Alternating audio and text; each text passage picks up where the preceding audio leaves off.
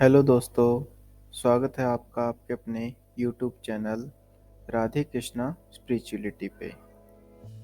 आज की जो कहानी है उसका शीर्षक है स्वर्ग के दर्शन। तो एक बहुत भोला भाला लड़का था जिसका नाम लक्ष्मी नारायण था।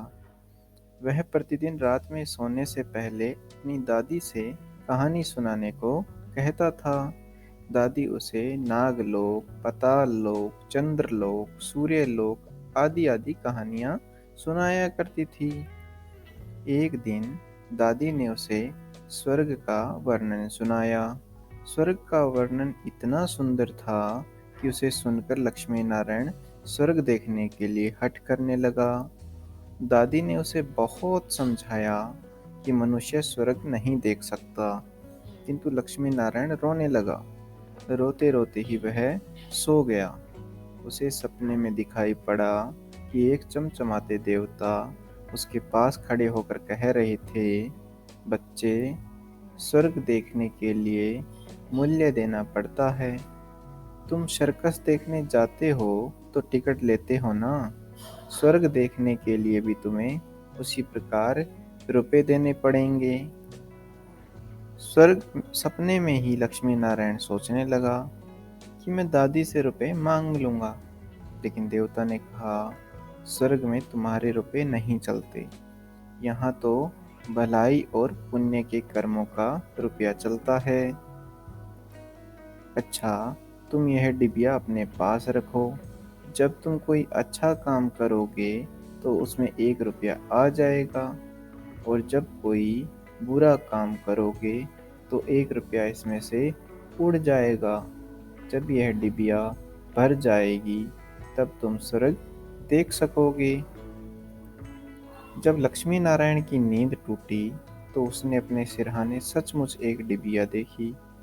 डिबिया लेकर वह बहुत प्रसन्न हुआ। उस दिन दादी ने उसे एक पैसा भी दिया। पैसा लेकर वह घर से निकला तो उसे एक रोगी भिखारी उससे पैसा मांगने लगा। लक्ष्मी नारायण भिखारी को बिना पैसे दिए ही भाग जाना चाहता था। इतने में उसने अपने अध्यापक को सामने से आता देखा। उसके अध्यापक उदार लड़कों की बहुत प्रशंसा किया करते थे। उन्हें देखकर लक्ष्मी नारायण ने भिखारी को पैसा दे दिया। अध्यापक ने उसकी पीठ ठोकी और प्रशंसा की।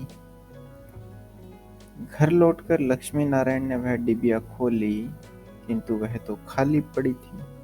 इस बात से लक्ष्मी नारायण बहुत दुखी हुआ। वह रोते रोते सो गया। सपने में उसे वही देवता फिर दिखाई पड़े और बोले, तुमने अध्यापक से प्रशंसा पाने के लिए पैसा दिया था, इसलिए प्रशंसा तो मिल गई, अब रोते क्यों हो? किसी लाभ की आशा से जो अच्छा काम किया जाता है वह तो व्यापार है, वह पुण्य थोड़ी है। दूसरे दिन अध्यापक को उसकी दादी ने 2 आने पैसे दे दिए।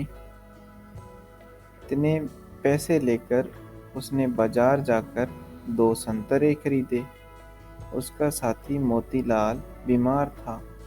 बाजार से लौटते समय वह अपने मित्र को देखने के लिए उसके घर चला गया।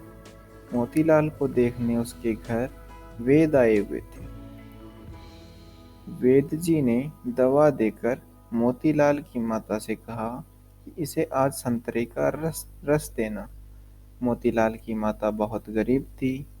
वह रोने लगी और बोली, मैं मजदूरी करके पेट भरती हूँ। इस समय बेटे की बीमारी में कई दिन से कोई काम नहीं जा सकी। मेरे पास संतरे खरीदने के लिए एक पैसा भी नहीं है। लक्ष्मी नारायण ने अपने दोनों संतरे मोतीलाल की माँ को दे दिए। वह लक्ष्मी नारायण को आशीर्वाद देने लगी।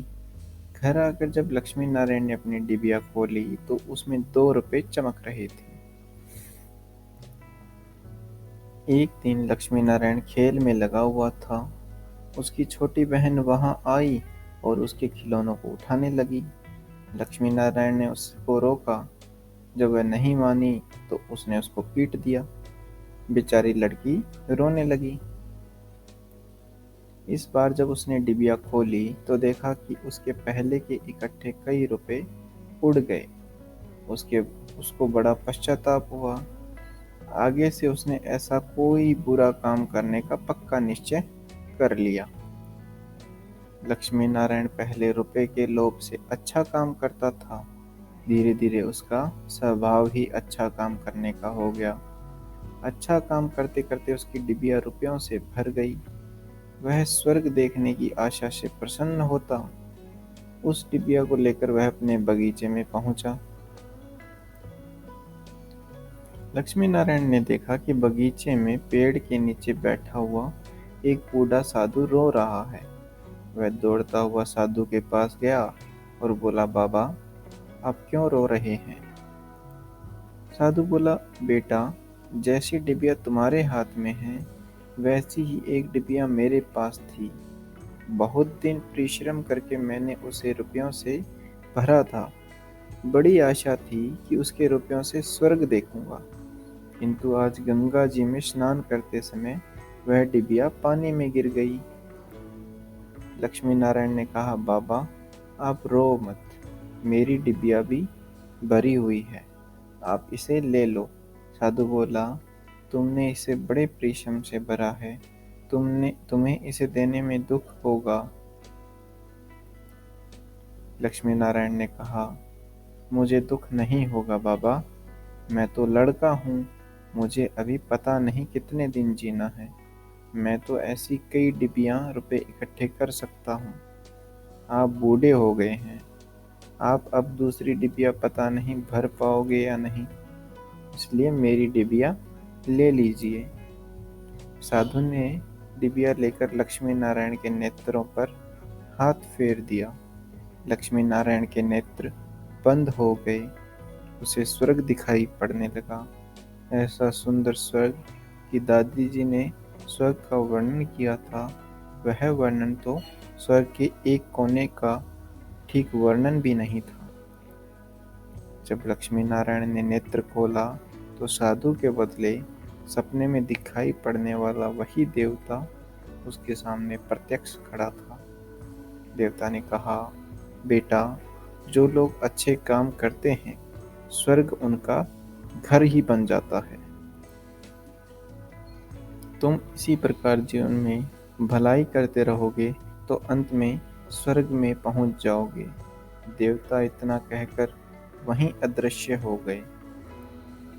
मनुष्य जैसा काम करता है वैसा ही उसका स्वभाव हो जाता है। जो बुरे काम करता है उसका स्वभाव भी बुरा हो जाता है। उसे फिर बुरा काम करने में ही आनंद आता है। जो अच्छा काम करता है उसका स्वभाव अच्छा हो जाता है। उसे बुरा काम करने की बात भी बहुत बुरी लगती है। तो ये थी आज की मोरल ऑफ द स्टोरी।